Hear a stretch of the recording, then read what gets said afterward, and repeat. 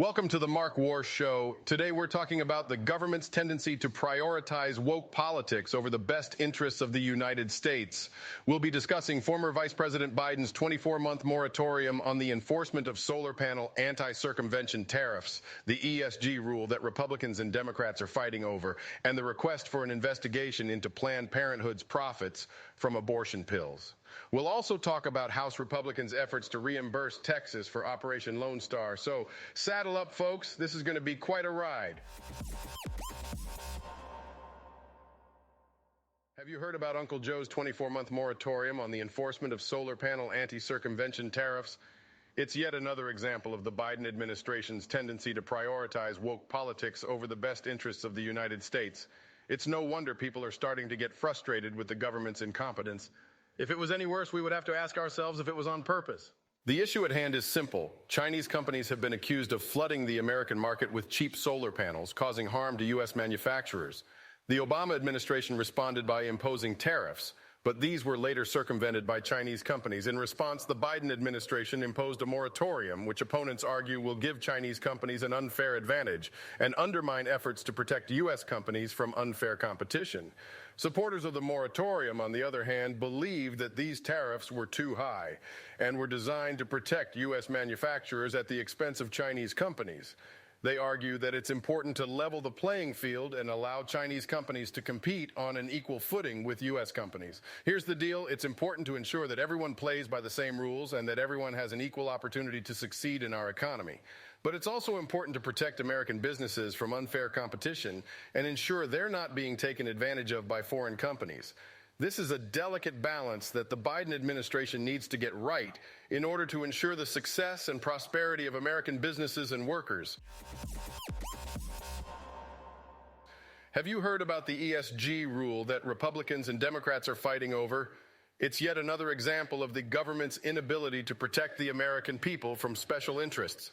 The ESG rule in question requires retirement plan fiduciaries to select investments based solely on financial factors and not take into account environmental, social, and governance, ESG factors, unless they can show a clear financial benefit to the plan. Proponents of the rule believe that ESG factors are relevant to investment decisions and can have a material impact on the financial performance of companies. However, opponents of the rule have accused the Biden administration of weaponizing Americans' retirement funds ahead of the vote.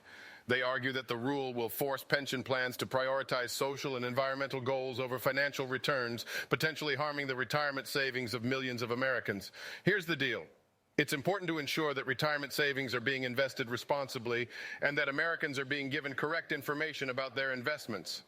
It's also important to ensure that investments are being made with an eye towards long-term returns, not short-term gains. The Biden administration needs to make sure that their regulations don't prioritize special interests over the interests of everyday Americans. Have you heard about the request for an investigation into Planned Parenthood's profits from abortion pills? It's yet another example of how the government is failing to protect vulnerable women from exploitation. The world's largest pro-life organization has requested an investigation into how much money Planned Parenthood makes from the sale of abortion pills. The organization has been accused of earning substantial profits from abortions and questioned the ethics of profiting from such a sensitive issue. Planned Parenthood has denied these allegations, stating that their pricing and provision of abortion services are consistent with industry standards and that they provide safe and legal abortion care to patients. Surely ensuring that vulnerable women are not exploited for profit can be a bipartisan effort. With how much funding the organization gets from the government, I believe we should have the answers in 2 weeks. Have you heard about the efforts by House Republicans to reimburse Texas for Operation Lone Star? It's yet another example of the government's failure to prioritize public safety. House Republicans are renewing their efforts to reimburse Texas for Operation Lone Star, a border security push that led to over 348,000 illegal immigrant apprehensions and more than 24,000 criminal arrests. The effort is part of a broader push by Republicans to address illegal immigration and border security issues, but it has been hampered by a lack of federal funding and support. The border crisis has been a major issue for Texas and the United States in recent years, with thousands of illegal immigrants crossing the border every day.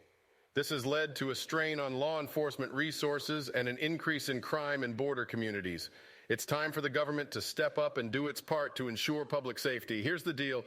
It's important to secure our borders and protect our citizens from criminals who seek to take advantage of our porous borders.